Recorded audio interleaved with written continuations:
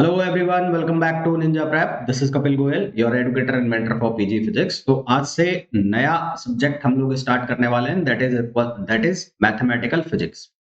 Mathematical physics में आज ये पहला लेक्चर है जिसके अंदर हम डिस्कस करेंगे वेक्टर्स को, और उसके अलावा हम डिस्कस करेंगे ग्रेडियंट, है ना। वेक्टर्स हालांकि आप लोगों को आते होंगे, फिर भी कई लोग ऐसे होंगे जो कॉन्सेप्ट्स भूल चुके होंगे वेक्टर्स के, तो वो कॉन्सेप्ट्स हम देखेंगे, उनके ऊपर क्या क्वेश्चन बन सकते हैं वो देखेंगे। ग्रेडियंट क्या होता है, ग्रेडियंट के ऊपर किस तरह के क्वेश्चन बनते हैं वो हम देखेंगे। चलिए स्टार्ट करते हैं लेक्चर को। तो सबसे पहले बात कर ले वेक्टर क्या होते हैं। तो वेक्टर एक फिजिकल क्वांटिटी है जिसका मैग्नीट्यूड भी होता है, डायरेक्शन भी होती है। नहीं, अगर स्केलर की बात कर ले तो केवल मैग्नीट्यूड होता है, डायरेक्शन नहीं होता। टाइप्स ऑफ वेक्टर की बात कर ले तो सबसे पहले आता है इक्वल वेक्टर। ऐसा वेक्टर जिनका मैग्नीट्यूड भी सेम हो और डायरेक्शन भी सेम हो। मतलब आपके पास दो वेक्टर है, एक वेक्टर है ए, एक वेक्टर है बी, दोनों का मैग्नीट्यूड सेम है, डायरेक्शन भी सेम है, तो उनको हम कहते हैं इक्वल वेक्टर्स। नल वेक्टर्स का मतलब क्या होता है, ऐसे वेक्टर्स जिनका जो इनिशियल और टर्मिनेटिंग पॉइंट, मतलब जहां से वो स्टार्ट हो रहे हैं और जहां पर वो खत्म हो रहे हैं, दोनों सेम जगह ना। मतलब ये स्टार्टिंग पॉइंट है और यही एंडिंग पॉइंट है, तो इसका जो मैग्नीट्यूड है वो कितना हो जाएगा, जीरो।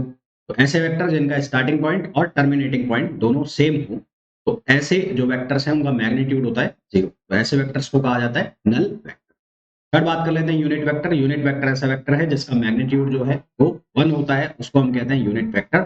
यूनिट वेक्टर आपके बहुत काम की चीज है, बहुत काम आएगा। इसको लिखने का तरीका होता है ए कैप। मान लो अगर ए कोई वेक्टर है तो A cap equals to A vector upon magnitude of. Negative vector का मतलब क्या होता है, नेगेटिव वेक्टर वो वेक्टर है जिसका जो मैग्नीट्यूड है वो तो एक वेक्टर के सेम होगा पर डायरेक्शन ऑपोजिट होगा। मतलब इसका क्या हुआ, मान लो आपके पास दो वेक्टर है, एक वेक्टर है ए और एक वेक्टर है बी। मैं ये कह रहा हूं कि बी वेक्टर जो है वो नेगेटिव वेक्टर है। तो नेगेटिव का मतलब क्या होगा कि बी का जो मैग्नीट्यूड है वो बराबर होगा ए के, पर बी की जो डायरेक्शन है वो ए के अपोजिट होगी। बी की जो डायरेक्शन है वो क्या होगी, ए के अपोजिट होगी। इनका मैग्नीट्यूड सेम होगा पर डायरेक्शन अपोजिट होगी, तो इसको हम कहेंगे नेगेटिव वेक्टर। इसको एंटी पैरेलल वेक्टर भी कहते हैं। रेसिप्रोकल वेक्टर मतलब जिसका जो मैग्नीट्यूड है वो किसी वेक्टर के रेसिप्रोकल के बराबर। एक वेक्टर है बी और एक वेक्टर है ए। अगर मैं कहूं कि बी ए का रेसिप्रोकल है तो कैसे होगा, बी का जो मैग्नीट्यूड है वो क्या होगा, ए का जो मैग्नीट्यूड है उसका रेसिप्रोकल होगा, यानी कि बी का मैग्नीट्यूड बराबर होगा 1 अपॉन ए का मैग्नीट्यूड। लिखने का तरीका क्या होगा, अगर ए वेक्टर इक्वल्स टू 1 अपॉन ए और ए कैप। ठीक है, तो ये टाइप्स ऑफ वेक्टर हो जाते हैं इनमें से। हालांकि इतने ज्यादा क्वेश्चन पूछे नहीं जाते, फिर भी पूछ ले, बेसिक से क्वेश्चन है तो ये आपको आने चाहिए। फिर हम बात कर लेते हैं जो कंपोनेंट्स होते हैं या जिनको ऑर्थोगोनल रिजोल्यूशन ऑफ वेक्टर भी कहा जाता है। तो हमारे पास यदि कोई वेक्टर है ए, ये कंपोनेंट है एक्स वाई जेड डायरेक्शन में, A X I cap A Y J cap plus A Z K cap. तो उसका जो मैग्नीट्यूड है वो कैसे लिखा जाता है, under root A X square plus A Y square plus A Z square. उसका अगर यूनिट वेक्टर लिखना हो तो कैसे लिखेंगे, A cap equals to A vector upon A का magnitude, A X I cap plus A Y J cap plus A Z K cap upon उसका magnitude. Direction cosines ये बहुत इंपॉर्टेंट है, इसके ऊपर क्वेश्चन बन सकते हैं आप। डायरेक्शन कोसाइंस लिखने हैं तो डायरेक्शन कोसाइंस किस तरह से लिखे जाते हैं, यदि आपको एक्स डायरेक्शन में लिखना है तो वो लिखा जाता है एक्स कंपोनेंट अपॉन मैग्नीट्यूड ए। इसको रिप्रेजेंट किया जाता है कॉस अल्फा से। बेसिकली कोसाइंस होते हैं जिसको एल भी लिखा जाता है ना, डायरेक्शन कोसाइन। एम ये वाई डायरेक्शन में हो गया जिसको लिखा जाता है कॉस बीटा, ये बराबर होता है A Y over A. N equals to होता है कॉस गामा, ये बराबर होता है ए जेड ओवर ए आएगा, यार जेड लिखा हुआ है, ए जेड ओवर ए। और इन तीनों का जो स्क्वायर है, स्क्वायर का सम, यानी कि L square plus M square plus N square, ये किसके इक्वल होता है, ये 1 के इक्वल होता है। नेक्स्ट टॉपिक पे आइए, स्केलर और डॉट प्रोडक्ट। यदि डॉट प्रोडक्ट कराना हो दो वेक्टर्स का, दो वेक्टर्स हमारे पास है, एक वेक्टर है ए एक वेक्टर है बी, इन दोनों का जो डॉट प्रोडक्ट होगा वो किसके बराबर होगा, ए बी कॉस थीटा। और अगर कॉस थीटा की वैल्यू चाहिए तो वो किसके बराबर हो जाएगी, A dot B upon magnitude of A और मैग्नीट्यूड ऑफ बी। यदि दो वेक्टर एक दूसरे के परपेंडिकुलर है तो उनका जो डॉट प्रोडक्ट है वो हमेशा क्या होगा, जीरो। और अगर हमें पूछा जाए कि projection of A on B तो वो क्या लिखा जाएगा, ए डॉट बी। इसी तरह से अगर हमें पूछा जाए प्रोजेक्शन ऑफ बी ऑन ए तो वो लिखा जाएगा बी डॉट ए। ये आप ध्यान रखेंगे, ये इंपॉर्टेंट है प्रोजेक्शन वाला। इसके ऊपर क्वेश्चन आ जाता है कि which one is right for projection of A on B, या फिर ऐसे पूछ लिया जाता है projection of B on A. Vector का ट्रिपल प्रोडक्ट, वेक्टर प्रोडक्ट और क्रॉस प्रोडक्ट। हाँ, पहले क्रॉस प्रोडक्ट की बात कर ले। तो अगर हमारे पास दो वेक्टर है ए और एक वेक्टर है बी, इनका क्रॉस प्रोडक्ट किसके बराबर होगा? A B sine theta eta cap. Eta cap जो है वो डायरेक्शन बताएगा इसकी, जो वेक्टर आएगा फाइनल रिजल्टेंट वेक्टर आएगा उसकी डायरेक्शन। यदि दो वेक्टर हैं, दोनों एक दूसरे के कोलिनियर हैं, तो उनका जो क्रॉस प्रोडक्ट होगा वो हमेशा क्या होगा? जीरो होगा। इसको पैरेलल और एंटी पैरेलल भी बोल सकते हो, यानी कि दो वेक्टर यदि एक दूसरे के पैरेलल है या एंटी पैरेलल है तो उनका जो क्रॉस प्रोडक्ट है वो हमेशा क्या होगा? जीरो। जो क्रॉस प्रोडक्ट है वो नॉन कम्यूटेटिव होते हैं। नॉन कम्यूटेटिव का मतलब क्या है? यदि दो वेक्टर है उनका डॉट प्रोडक्ट है तो डॉट प्रोडक्ट को आप ऐसे लिख सकते हो a dot B equals to b dot a। परंतु जो वेक्टर प्रोडक्ट है उसको आप ऐसे नहीं लिख सकते, यानी कि आप ऐसा नहीं लिख सकते कि a क्रॉस b बराबर a क्रॉस b बराबर होगा b क्रॉस a के, यदि साथ में क्या लगेगा? माइनस। तो ये होते हैं नॉन कम्यूटेटिव। और जबकि जो स्केलर प्रोडक्ट है वो क्या होते हैं? कम्यूटेटिव होते हैं। यदि हमें कोई दो वेक्टर दिए हैं a और b, उनका क्रॉस प्रोडक्ट निकालना है तो हम उनका डिटर्मिनेट निकाल के भी उनका क्रॉस प्रोडक्ट निकाल सकते हैं ना। यानी कि अगर उसको हम मैट्रिक्स फॉर्म में लिखें या डिटर्मिनेट फॉर्म में लिखें तो कैसे लिखेंगे? आई जे के, वेक्टर ए के कंपोनेंट है उनको लिख देंगे A X A Y E Z, और वेक्टर बी के जो कंपोनेंट है उनको हम लिख देंगे B X B Y B Z. फिर आगे बात करते हैं क्वेश्चंस की। तो सबसे पहला जो क्वेश्चन है उसमें हमें बोला है, क्वेश्चन आगे क्या? हाँ, question range of X for which the angle between the vectors, दो वेक्टर्स हैं, एक वेक्टर है ए, उसकी वैल्यू है 2x² I cap plus 4x J cap plus K cap. एक वेक्टर है बी, उसकी वैल्यू है 7 I cap minus 2 J cap plus X K cap is obtuse equal to. Obtuse है, ऑब्ट्यूज होने का मतलब हो गया इसकी जो वैल्यू है वो 90 डिग्री से और 180 डिग्री तक हो। 90 डिग्री से 180 डिग्री का होने तक का मतलब है कि cos थीटा जो है उसकी वैल्यू लेस देन 0 जाएगी, क्योंकि 90 से 180 डिग्री में cos चलता है माइनस का। ठीक है, तो for obtuse angle, for obtuse angle, obtuse angle theta की जो रेंज है वो होगी कितनी होगी? 90 डिग्री टू 180 डिग्री। और 90 डिग्री टू 180 डिग्री में जो cos थीटा है वो क्या होगा? Less than 0। cos theta less than 0 होगा, यानी कि जो a डॉट b का जो प्रोडक्ट आएगा वो भी क्या आएगा? Less than 0। Therefore therefore a dot b, a dot b जो आप निकालोगे वो भी क्या आएगा? लेस देन 0 आएगा। a डॉट b करके देखो यहाँ पर, a डॉट b करोगे तो क्या बनेगा? 2x² और ये बना है 4xj और ये है j, तो ये बनेगा -8j -8x, और ये हो जाएगा प्लस एक्स लेस देन 0। यहां पर ये क्या हो जाएगा? 2x² माइनस ये कितना हो जाएगा? 7x। 2x², ये 2 है क्या? 7 2 14 हो जाएगा, नहीं 14 लिख लो, इसको मैंने गलत लिख दिया 14।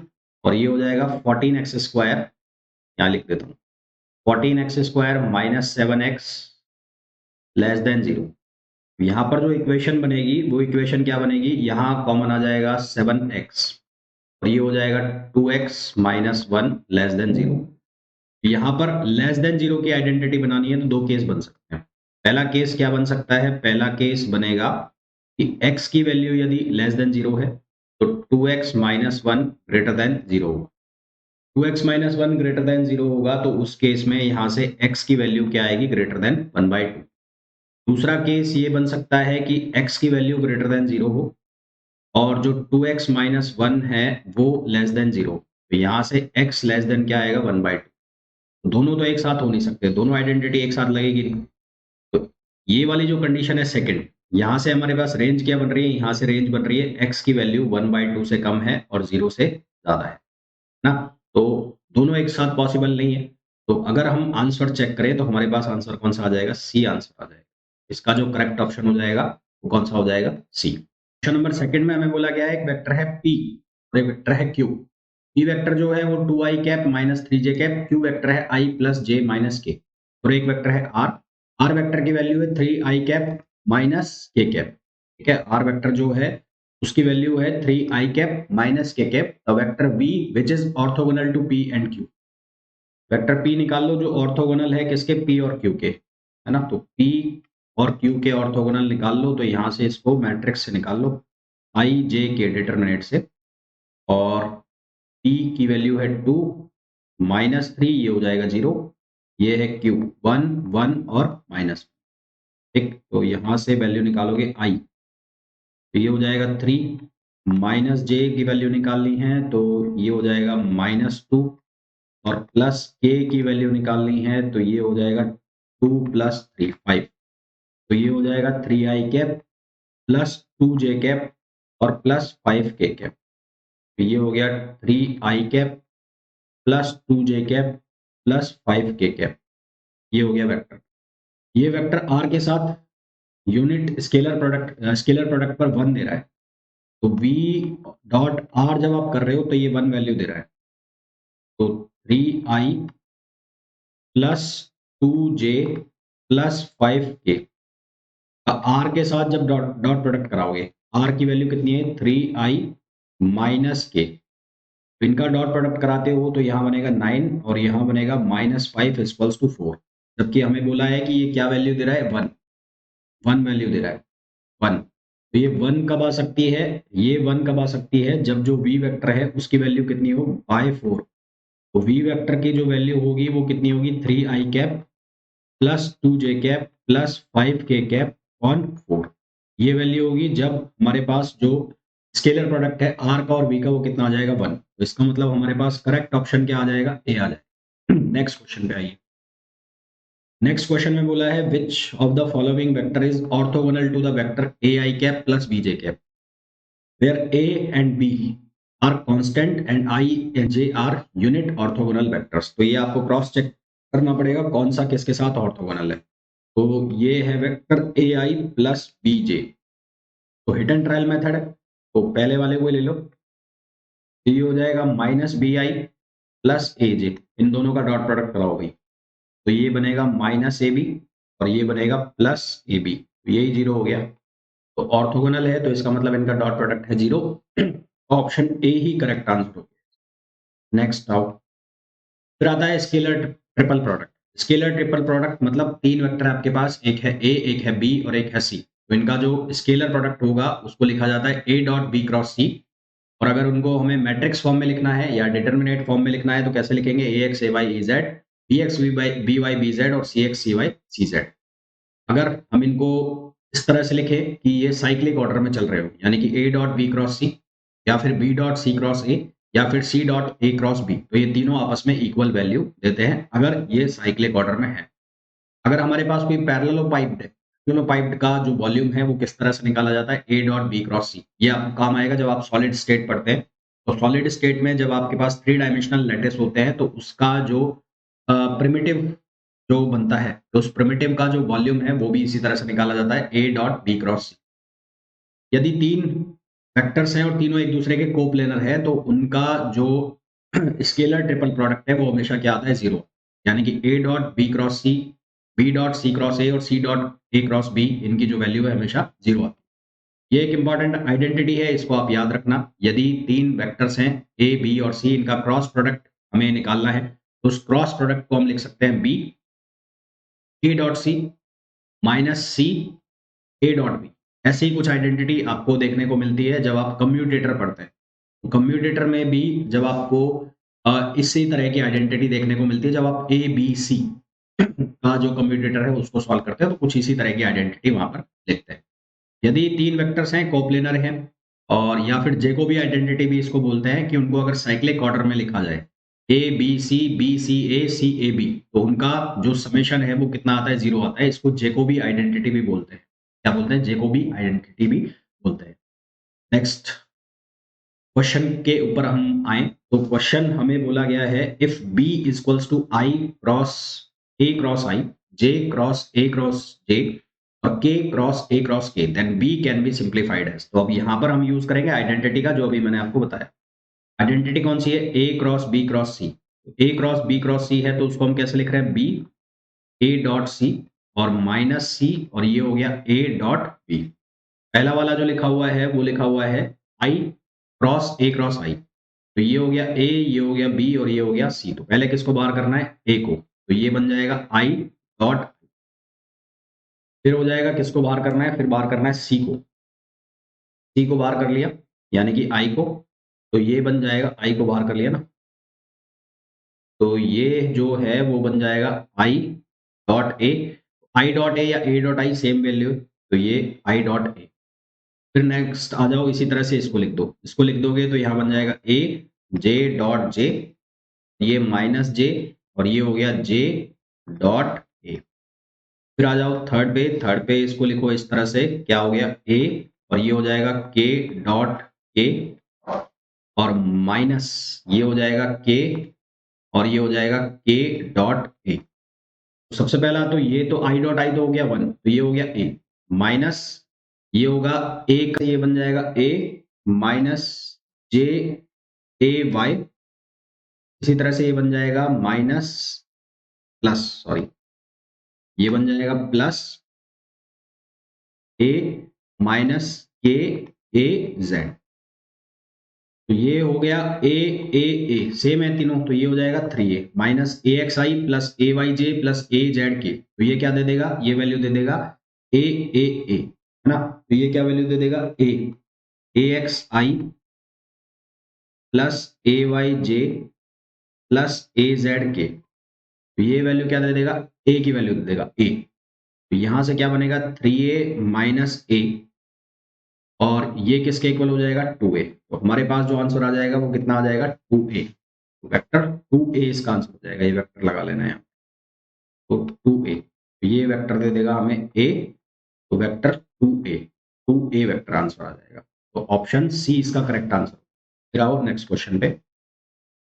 इस क्वेश्चन में बोला गया 3 unit vectors a b c, B and C are not parallel, B और C एक दूसरे के पैरेलल नहीं है, are such that A cross B cross C is equals to root 3/2C. The angle which A makes with B and C respectively are. देखो भाई, तो सबसे पहले तो वही आइडेंटिटी लगा दो यहाँ पर, तो आइडेंटिटी लगाओगे तो ये बनेगा A डॉट C, ये हो गया B माइनस C, ये हो गया A डॉट B, और ये हो जाएगा root 3/2C।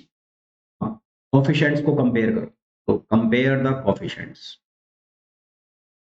Compare the coefficients.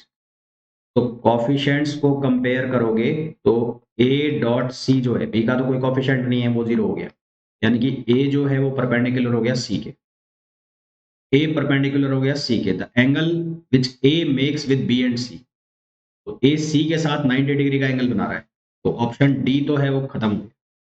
अब बी के साथ क्या एंगल बनाएगा, तो अब इनके कोफिशिएंट्स को कंपेयर करो, जो सी के कोफिशिएंट्स है।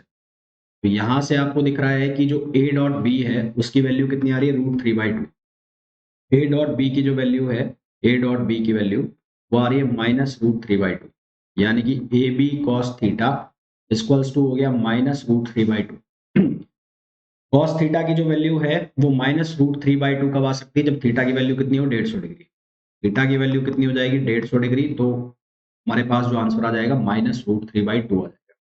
इसका मतलब जो यहाँ पर ऑप्शन हैं वो कौन से हैं, बी, है ना। तो ऑप्शन बी जो है इसका करेक्ट आंसर होगा, क्योंकि ए और बी के बीच का जो एंगल होगा वो 150, और ए और सी के बीच का जो एंगल होगा वो होगा 90 डिग्री। नेक्स्ट क्वेश्चन पे आइए। नेक्स्ट टॉपिक है gradient of a scalar field. इसी फील्ड का हमें ग्रेडियंट निकालना है, तो ग्रेडियंट जो है वो हमेशा स्केलर क्वांटिटी का निकाला जाता है। पहली चीज आप ये ध्यान रखेंगे, ग्रेडियंट जो है वो हमेशा एक स्केलर फंक्शन का निकाला जाता है। ग्रेडियंट को इस तरह से लिखा जाता है, ग्रेडियंट ऑफ फाई, या फिर ऐसे डेल ऑपरेटर लगा के फाई। इस डेल ऑपरेटर को ग्रेड भी कहते हैं, नैबला भी कहते हैं। ये जो डेल ऑपरेटर है इसकी वैल्यू क्या होती है, D upon D X I cap, D upon D Y J cap, D upon D Z K cap. और ये जो फाई है, ये फाई होता है स्केलर फंक्शन। ये कौन सा फंक्शन होता है, स्केलर। ग्रेडियंट हमेशा एक स्केलर फंक्शन का निकाला जाता है। जब भी स्केलर फंक्शन का ग्रेडियंट निकाला जाएगा तो वो वेक्टर क्वांटिटी में कन्वर्ट हो जाता है। ग्रेडियंट का मतलब क्या होता है, ग्रेडियंट का मतलब होता है rate of change of a scalar function, rate of change of a scalar function with distance, with respect to distance X Y Z. ये क्या है, डिस्टेंस है, with respect to distance along to the normal to the level surface. जो level surface है उसके normal चल, level to along to the normal to the level surface, and direction along to the normal to the level surface. Level surface क्या होती है, वो surface जिसके ऊपर जो फंक्शन है उसकी वैल्यू हर जगह कांस्टेंट हो। लाइक इक्वी पोटेंशियल सरफेस, जैसे इक्वी पोटेंशियल सरफेस होती है इलेक्ट्रोस्टेट्स के अंदर, जिसके ऊपर पोटेंशियल की वैल्यू हर जगह सेम होती है। पोटेंशियल क्या है, स्केलर फंक्शन है, तो ऐसी सरफेस को लेवल सरफेस कहा जाता है। यदि हमें किसी लेवल सरफेस का नॉर्मल वेक्टर निकालना है, तो नॉर्मल वेक्टर जो होगा वो होगा ग्रेड ऑफ फाई, है ना? क्योंकि वो नॉर्मल जा रहा है लेवल सरफेस के, और उसका अगर हमें यूनिट नॉर्मल वेक्टर निकालना है तो यूनिट नॉर्मल वेक्टर को हम लिखते हैं ईटा कैप, यानी ईटा कैप जो बराबर होता है grad of phi upon magnitude of grad of phi. बहुत इंपॉर्टेंट चीज अब मैं आपको बता रहा हूँ, डायरेक्शन डेरिवेटिव। डायरेक्शन डेरिवेटिव अगर हमें निकालना है फाई का, फाई स्केलर फंक्शन है इन the direction of A vector के डायरेक्शन में हमें फाई का डायरेक्शन डेरिवेटिव निकालना है। फाई के क्या जाना पड़ेगा? परपेंडिकुलर। परपेंडिकुलर जाने के लिए क्या निकालना पड़ेगा? ग्रेड ऑफ फाई निकालने के बाद उसको जो ए वेक्टर है उसकी जो ए वेक्टर दिया है जिसकी डायरेक्शन में हमें डायरेक्शन डेरिवेटिव निकालना है उसके यूनिट वेक्टर से मल्टीप्लाई करा दे। यूनिट वेक्टर कितना बनेगा उसका ए वेक्टर अपॉन ए का मैग्नीट्यूड। फिर इसी तरह से एक टर्मिनोलॉजी आती है tangent plane and normal to the level surface. में कोई लेवल सरफेस की इक्वेशन दी है that is equals to phi X Y Z equals to C, और एक हमें पोजीशन वेक्टर दिया है किसी पॉइंट P का जो कि लेवल सरफेस में है कोई पॉइंट P, और उसका पोजीशन वेक्टर दिया है वो है x I cap plus Y J cap plus Z K cap. तो सबसे पहले तो हम क्या करेंगे, इस P पर टेंजेंट प्लेन निकालेंगे। तो टेंजेंट प्लेन निकालने के लिए हम भी क्या क्या करना है, सबसे पहले हमें निकालना है grad of phi, level surface के नॉर्मल जो है यानी कि पॉइंट P के नॉर्मल हम निकाल लेंगे। तो वेक्टर नॉर्मल कैसे निकालेंगे, वो निकलेगा ग्रेड फाई से। फिर जो टेंजेंट प्लेन है उसमें किसी पॉइंट P के लिए हम पोजीशन वेक्टर निकाल लेंगे, any point tangent plane at point P, तो उसका निकाल लिया capital X I plus capital Y J plus capital Z A. अब ये टेंजेंट प्लेन है, तो टेंजेंट प्लेन है और जो दोनों पॉइंट है कैपिटल एक्स वाला और स्मॉल एक्स वाला दोनों सेम प्लेन में है, तो दोनों के बीच की डिस्टेंस हमने निकाल दी। वो कैसे निकालेंगे, capital R vector minus small R vector. वो कैसा आएगा, capital X minus small X I cap, capital Y minus small Y J cap plus capital J minus J A cap. ये हमने इक्वेशन बना ली। ये जो टेंजेंट प्लेन है नॉर्मल जो वेक्टर गया है, वेक्टर नॉर्मल ग्रेडियंट उसके हमेशा क्या होगा, परपेंडिकुलर होगा, यानी कि इसका और ग्रेड फाई का जो डॉट प्रोडक्ट है हमेशा क्या आएगा, जीरो। दैट मीन्स कि हमें कैसे सॉल्व करना है, capital X minus X del phi over del X, capital Y minus Y del phi over del Y, capital Z minus Z del phi over del Z equals to zero. Next topic पे आओ, questions पे आओ, sorry.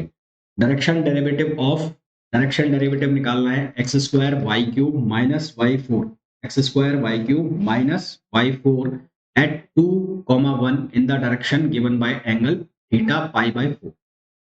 सबसे पहले तो आप निकाल लो direction. तो डायरेक्शन जो निकलेगी वो कैसे निकलेगी, ए कैप।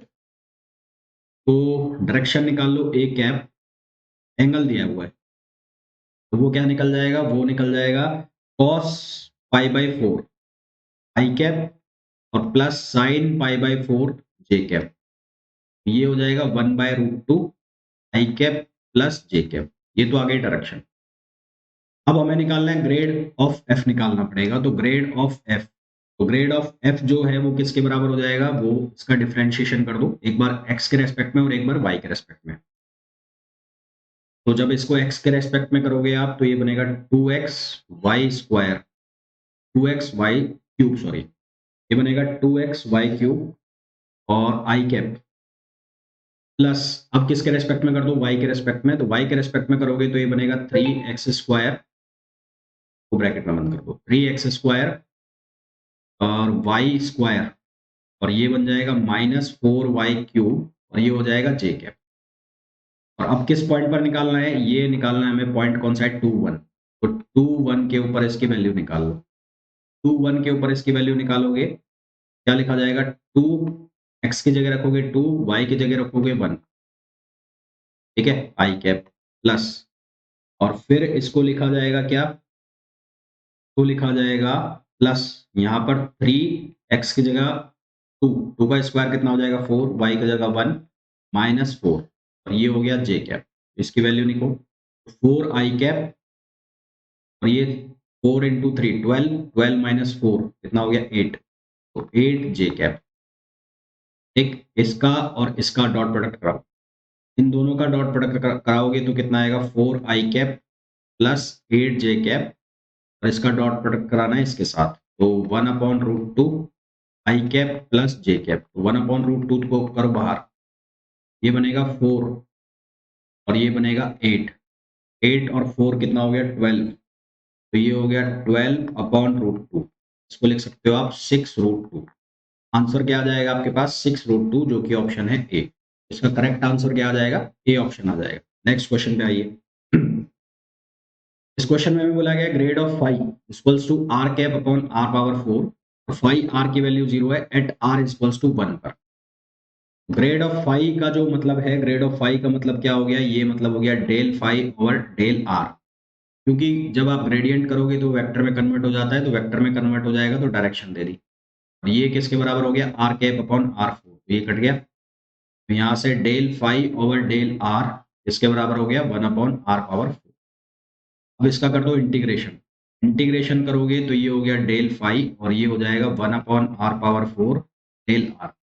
यहाँ से बनेगा 5r और ये हो जाएगा, इसका इंटीग्रेशन करोगे तो ये बन जाएगा -1/3 -4 -1/3। इंटीग्रेशन कर रहे हो ना, -1/3 r पावर 3, है ना। r की पावर -4 का इंटीग्रेशन करोगे तो -4 + 1 r पावर -3 और नीचे कितना आएगा -4 + 1, वो कितना बनेगा 3 बनेगा माइनस का। और प्लस इंटीग्रेशन कांस्टेंट आ गया कितना c। जब r की वैल्यू 1 है तो फाइव की वैल्यू 0 है। तो when r equals to 1 then five r जो है वो कितना आ रहा है 0। इसको आपने कर दिया 0 और ये हो गया -3 ऑन c। तो यहाँ से आप किसकी वैल्यू निकाल लोगे, c की। तो c की वैल्यू कितनी आ गई 1/3।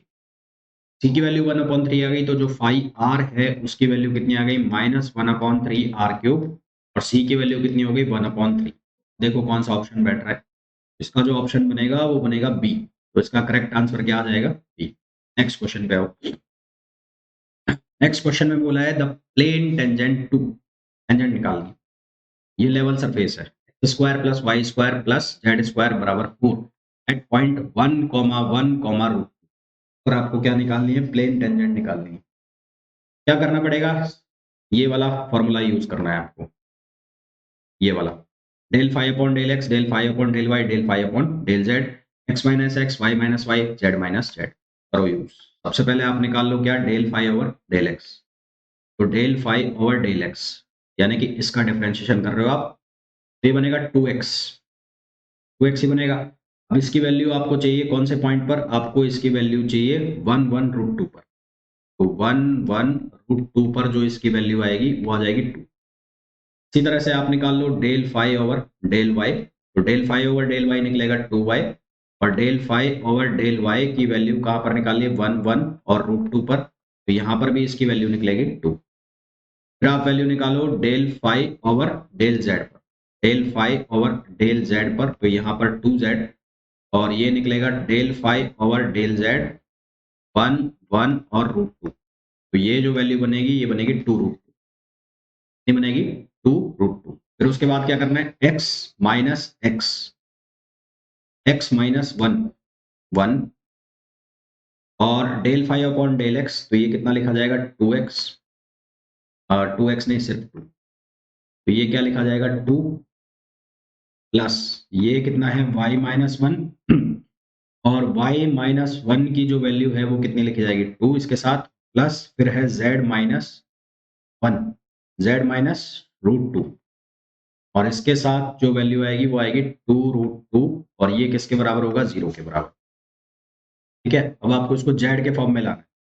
z के फॉर्म में कैसे लाओगे, z को एक साइड रखो, तो ये z माइनस √2 और इसको इधर लेके गए तो डिवाइड करना है आपको 2√2 से। तो ये कितना बनेगा, 2√2 से डिवाइड करोगे तो माइनस एक्स माइनस 1/√2, 2 से 2 कैंसिल हो जाएगा, ये बन जाएगा -1 माइनस 1/√। हमें सिर्फ z की वैल्यू चाहिए, तो z की वैल्यू चाहिए तो √2 उधर चला जाएगा। ऑप्शन आपके पास आ जाएगा, यहाँ से आप हटा दोगे -√2 को, तो ये बन जाएगा सिर्फ z और इधर चला जाएगा +√। ऑप्शन आपके पास आ जाएगा बी। तो इसका जो करेक्ट ऑप्शन हो जाएगा वो हो जाएगा B. B is the right answer. Next question पे। This question says that the direction of del f for a scalar field 1/2x² minus xy plus z² 2 eight the point. Direction में पूछे direction. तो सबसे पहले तो इसका निकाल लो आप ग्रेडियंट नॉर्मल। तो वो कैसे निकालोगे? वो निकलेगा 2x/2 आई कैप, और फिर उसके बाद x का ये हो रहा है ना, तो ये बनेगा माइनस वाई आई कैप। उसके बाद किसके रेस्पेक्ट में करना है? y के रेस्पेक्ट में। y के रेस्पेक्ट में होगा तो ये बनेगा माइनस एक्स जे कैप, माइनस एक्स जे कैप। और फिर किसके रेस्पेक्ट में? k के रेस्पेक्ट में करना है, तो ये z के रेस्पेक्ट में, तो ये बनेगा 2z/2 k कैप। तो पहले तो इसको सिंप्लीफाई कर लो आप। ये बन जाएगा x माइनस वाई आई कैप, ये बन जाएगा माइनस एक्स जे कैप, और ये बन जाएगा जेड के कैप। अब आपको पॉइंट कौन सा दिया है? पॉइंट दिया है आपको 1 1 2 x की वैल्यू 1, y की वैल्यू 1। x y की वैल्यू 1 तो ये 0 हो गया पहला। 1 माइनस 1 इसको लिख देता हूँ मैं एक बार। फिर x की वैल्यू 1 तो ये जे के कैप हो गया, और z की वैल्यू कितनी है? 2, तो ये हो जाएगा 2 के कैप। तो यहाँ से हमारे पास बनेगा आई कैप, तो 0 हो गया, तो ये तो हो गया 0। ये माइनस जे कैप प्लस 2 के कैप। अब हमें क्या निकालनी है? डायरेक्शन निकालनी है, डायरेक्शन। तो इसका हम निकाल देंगे मैग्नीट्यूड नॉर्मल। तो इसका नॉर्मल यूनिट वेक्टर निकाल दो। तो डायरेक्शन निकालने के लिए हमने निकाल दिया थीटा कैप, तो वो कितना हो जाएगा? डेल एफ ऑन इसका मैग्नीट्यूड। तो ये कितना हो गया? माइनस जे कैप प्लस 2 के कैप, और ये कितना हो जाएगा? 1 + 4 यानी कि √5। अब चेक करो कौन सा ऑप्शन है। माइनस जे कैप प्लस 2 के कैप अपॉन √5 यानी कि ऑप्शन हो गया बी। इसका जो करेक्ट आंसर है वो क्या आ जाएगा? बी आ जाएगा, बी। नेक्स्ट क्वेश्चन पे आओ। इस क्वेश्चन में हमें बोला है द टी की वैल्यू है sin x sin y sin z del square T is given by. Del square T जो है वो बेसिकली क्या है? Del 2 upon del x2 plus del 2 upon del y2 plus del 2 upon del z2। इसका हमें sin x sin y और sin z के respect में करना है। तो सबसे पहले x के रेस्पेक्ट में एक बार करोगे तो वो बनेगा cos, और फिर वापस cos का करोगे तो वो बनेगा माइनस का साइन आएगा, minus sine x sine y और साइन जेड। इसी तरह से y के लिए बन जाएगा minus sine x sine y और साइन जेड। इसी तरह से z के लिए बन जाएगा minus sine x sine z minus का बनेगा साइन वाई और साइन जेड। यहाँ से हमारे पास आंसर आ जाएगा -3 साइन एक्स साइन वाई और साइन जेड। करेक्ट ऑप्शन हमारे पास हो जाएगा ऑप्शन डी। तो इसका करेक्ट आंसर क्या आ जाएगा? डी आ जाएगा। नेक्स्ट क्वेश्चन पे आओ। नेक्स्ट क्वेश्चन में बोला है what is the equation of the plane which is tangent to the surface x Y z at the point 1, 1, 2, 2। Equation of plane which is tangent to the surface. Surface जो हमें दिए है वो दिए x Y Z 4। ठीक है, तो निकाल लेंगे हम d phi upon D x. D phi upon D x क्या बनेगा? Y z. फिर निकाल लो आप d phi upon D y, वो क्या बन जाएगा? वो बन जाएगा एक्स जेड। और फिर आप निकाल लो D phi upon D Z, तो वो क्या बन जाएगा? X Y.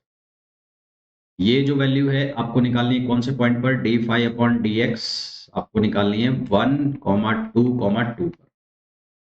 तो ये वैल्यू कितनी हो जाएगी? वाई जेड की वैल्यू रखनी है। वाई की वैल्यू और जेड की वैल्यू है 2, 2, तो ये 4 हो जाएगा। D phi upon D y की जो वैल्यू 1, 2, 2 पर, एक्स की वैल्यू 1 और जेड की वैल्यू 2, तो ये हो गया 2 डी फाइव और डी जेड, और 1, 2, 2। तो यहाँ पर वैल्यू रखोगे तो 1 और 2 है ना, तो ये भी हो जाएगा 2। फिर आपको क्या करना होता है? x माइनस पॉइंट है 1, मल्टीप्लाई करो D five upon D x यानी कि 4 से। फिर y -2 मल्टीप्लाई करो 2 से, और फिर z -2 मल्टीप्लाई कर दो 2 से। तो सॉल्व करो, ये बनेगा 4x - 4 plus 2y - 4 plus 2z - 4 equals to 0। तो ये बनेगा 4x plus 2y plus 2z। 4 और 4 8 और 4 12 -12 इक्वल्स टू 0। तो 4x plus 2y plus 2z equals to 12। 4x plus 2y plus 2z, इसको सिंप्लीफाई करोगे तो ये बनेगा 2x plus y plus z equals to 6। तो 2x plus y plus z equals to 6, option D इसका correct answer आ जाएगा। ठीक है, ऑप्शन कौन सा, डी इसका करेक्ट आंसर आ जाएगा। नेक्स्ट क्वेश्चन पे आओ। नेक्स्ट क्वेश्चन में बोला है which of the following vector is parallel to the surface x square y plus 2x z equals to 4 at that point at the point 2, -2, 3। Which of the following vector is parallel to the surface. तो यहाँ पर हमें ये question solve करना है, तो इसमें हमें सबसे पहले क्या करना है, इसका हम निकाल लेंगे ग्रेडियंट। ग्रेडियंट क्या होता है, नॉर्मल टू लेवल सरफेस। तो इसका जब आप डिफरेंशिएशन करोगे तो ये बनेगा 2x y प्लस 2z, ये हो जाएगा i कैप, प्लस ये बनेगा एक्स स्क्वायर जे कैप, और प्लस ये बनेगा 2x के कैप। अब जिस पॉइंट के ऊपर निकालना है हमें वो पॉइंट ले लो आप। पॉइंट कौन सा है, 2, -2, 3। तो ये वैल्यू रखो, तो ये 2, 2, ये -2 प्लस 2, 3, ये तो हो गया आई कैप, प्लस जे के लिए आप 2 स्क्वायर जे कैप, और प्लस के लिए 2x, x की वैल्यू 2 है, ये के कैप। तो इसकी सिंप्लीफाई करोगे तो ये बनेगा अंदर -8 और प्लस ये बनेगा 6 आई कैप, ये हो जाएगा 4 जे कैप, और ये हो जाएगा 4 के कैप। ठीक, तो यहां से हमारे पास ये वैल्यू आएगी -2 आई cap plus 4 J cap, 4 J cap, और ये हो जाएगा प्लस 4 के कैप। अब ये जो है ये नॉर्मल हो गया लेवल सरफेस के। हमें ये बताना है कि इसके पैरेलल कौन सा होगा। इसके पैरेलल जो होगा, which of the following vector is parallel to surface, surface के जो पैरेलल होगा वो इसके क्या होगा, परपेंडिकुलर होगा। तो इसके साथ अब आप ये हिट एंड ट्रायल में चेक करा के देखोगे कौन सा जीरो हो जाता है। तो डेल एफ के साथ आपको चेक कराना है वेक्टर को जो जीरो दे देगा। तो अगर मैं इस वेक्टर को चेक करूं, इस वेक्टर को आप चेक करोगे तो 6i minus 2j plus 5k, इस वेक्टर को चेक करो तो ये वैल्यू कितनी हो जाएगी, -12, 6 इंटू -2, -12, ये 4 इंटू 2 माइनस का, ये हो जाएगा -8, और ये हो जाएगा 20। तो यहाँ से वैल्यू आ जाएगी 0। इसका मतलब करेक्ट आंसर कौन सा हो जाएगा, सी हो जाएगा। ठीक है, तो इसमें जो मैंने आपको क्वेश्चन कराया इसमें आप ज़्यादातर ध्यान रखना, ज़्यादा जो चांसेस है क्वेश्चन पूछे जाने के वो डायरेक्शन डेरिवेटिव के और टेंजेंट वाले जो क्वेश्चन है उनके पूछे जाने के ज़्यादा चांसेस। कल इसका जो है वेक्टर और वेक्टर अलजेब्रा का सेकंड लेक्चर होगा जिसमें हम इसका रिमेनिंग पार्ट यानी कि कर्ल, डाइवर्जेंस, उसके अलावा जो हमारी थ्योरम्स होती है, दो, एक होती है जो कौन सी थ्योरम, जो गाउस डाइवर्जेंस थ्योरम है, और एक जो स्टोक्स थ्योरम होती है, उनके ऊपर हम क्वेश्चंस देखेंगे, उनको हम जानेंगे कि किस तरह से इन्हें सॉल्व करते हैं। मिलते हैं कल के लेक्चर में, टिल देन थैंक यू।